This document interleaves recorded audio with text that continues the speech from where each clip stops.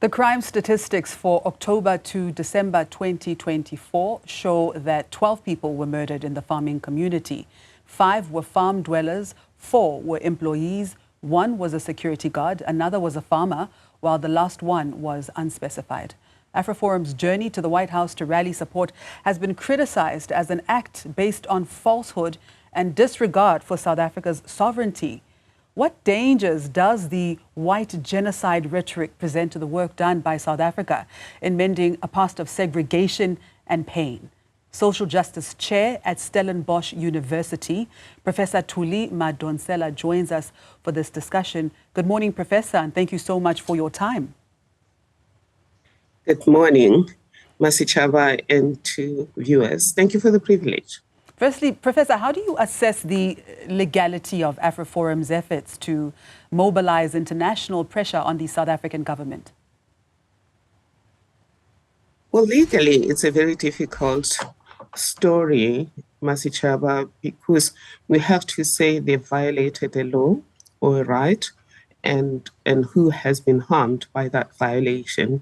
And then if there's anybody who's been harmed, that person or group of persons may take the matter to court as a class action or as an individual action. But morally, what AfriForum has done is reprehensible.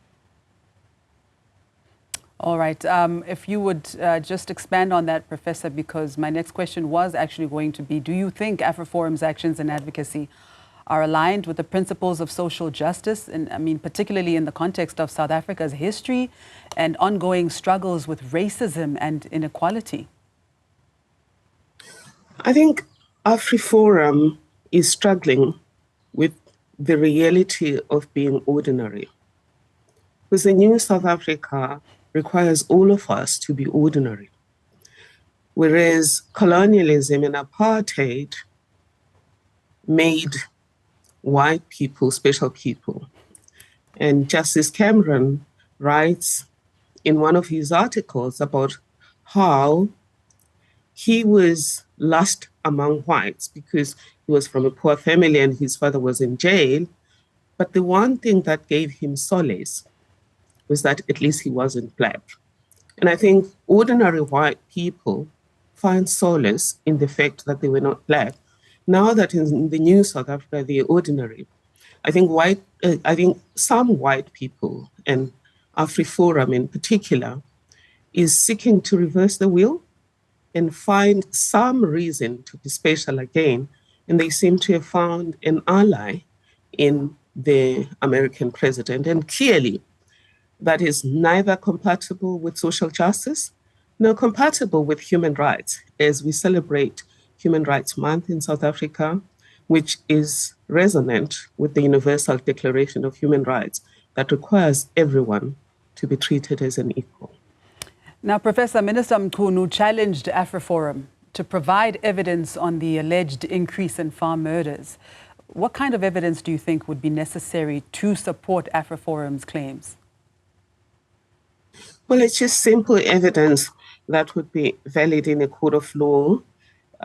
The minister has indicated that of the statistics that are on the board, only one person who was killed in that quarter, in the last quarter of 2024, could be classified as a white farmer.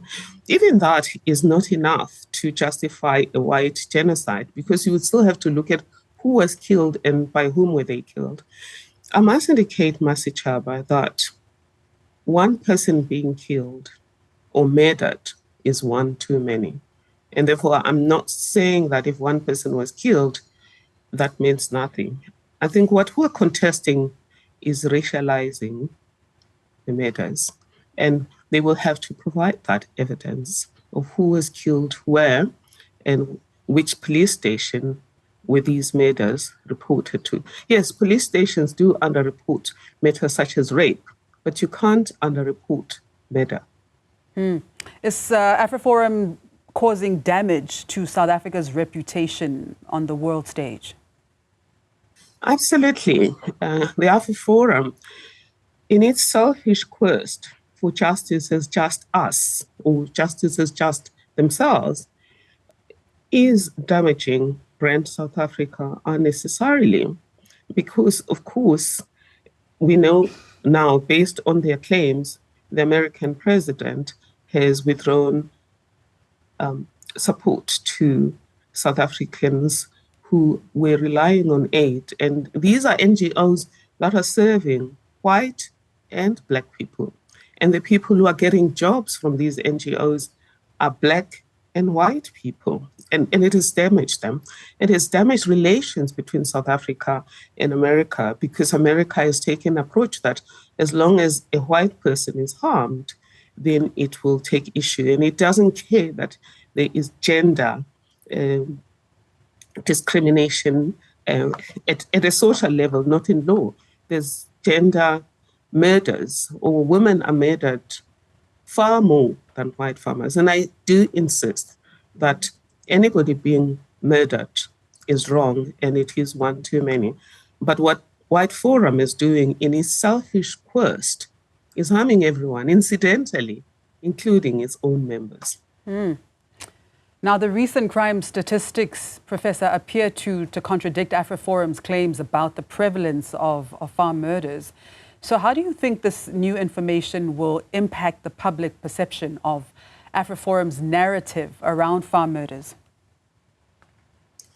I think the one thing AfriForum has done is to exacerbate existing strained race relations, and putting a whole lot of white people on the defensive in trying to dissociate themselves with this white exceptionalism, this white supremacy, that any one white person killed is one too many, whereas any human being killed is one too many, and we should be on a quest to make sure that nobody gets killed. I mean, AfriForum says nothing when white farmers kill farm laborers or kill people who are passing through their farms. We never hear their voice, and yet they claim to be a civil rights movement. And what's clear is AfriForum is only concerned about Afrikaners, which is okay. Justice is just us is okay if it doesn't harm others. But if it's done at the expense of other people, it's sad. But that said, my friend and colleague Louise van Rijn wrote an article that is in the Sunday Times today. We need a new story.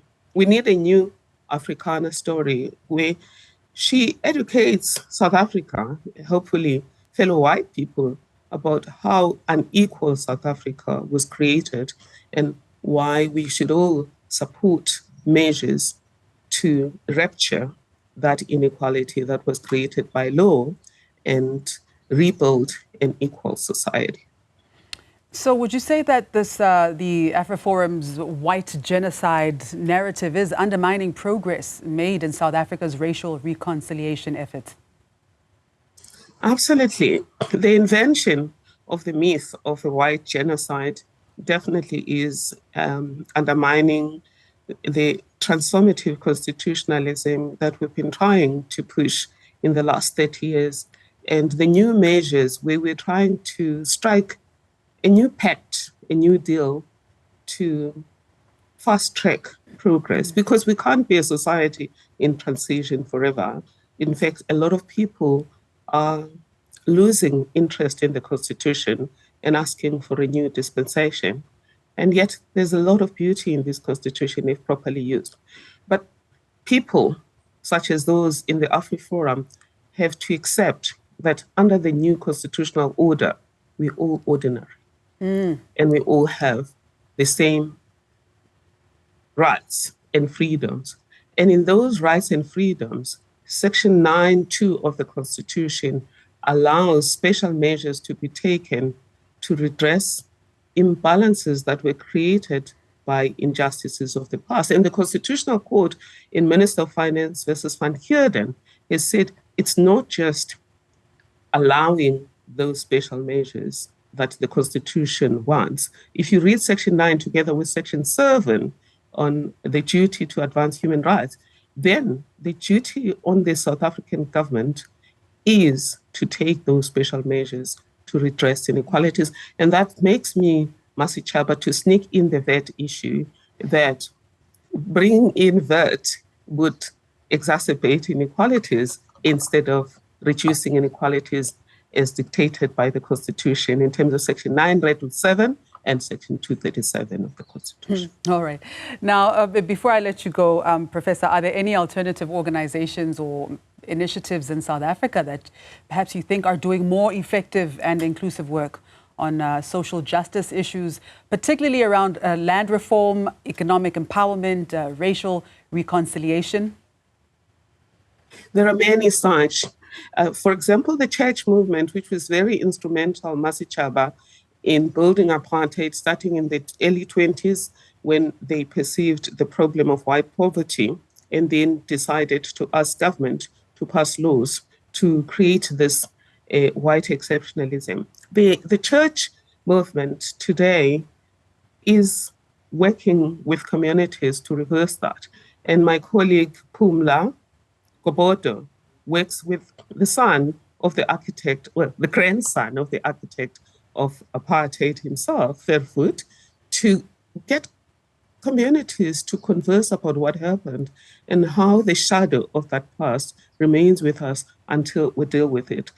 And then there are movements such as the Institute for Economic Justice that brings together Black and white people to deal with the shadow of the past. AgriSA itself, I've had several conversations with AgriSA, and AgriSA does its best to encourage the farming community in particular to take special measures on its own without waiting for the law to redistribute land, because it's just criminal that a country where Black people are 80% of the community, those people own only 4% of the land. It just doesn't make sense. It's a recipe for fracture. All right. Professor, last question, or last question. How far do you think we've come when it comes to racism in our society? Well, when you see things like the AfriForum, Masichaba, you get the impression that, oh my God, we're very far behind. The truth, though, is a little bit more complex and a little bit more nuanced. I think we've come a long way. Firstly, we now all enjoy civil and political rights, and nobody can be discriminated with the force of the law. If you discriminate directly or indirectly, you can take this matter to the Equality Court, you can take it to the Human Rights Commission, and it can go right as far as the Constitutional Court. And therefore, that's progress. We have employment equity laws, which, although they have not achieved equality in the workplace, but they've diminished white dominance. I mean, white men, for example, now occupy, or white people now occupy 65% of top management in the country, despite white people being 7.5%. But that's progress, given the fact that past laws did not allow a Black person, no matter how highly educated, no matter how highly competent and highly appropriate for the position they were. I mean, somebody writes, for example, about how even stores that served primarily Black people, they were not allowed to have Black supervisors, and that's past. Gender inequality is still undermined by gender-based violence, but the fact that you and I are having this conversation, me being in one of the best universities in the world, and you being in a prime position at Africa Newzroom, says we have gone somewhere. However, too many are still left behind. We're the most unequal society in the world. We really need to do something about it. Professor, thank you so much for your time. Thank you to you too, ma'am.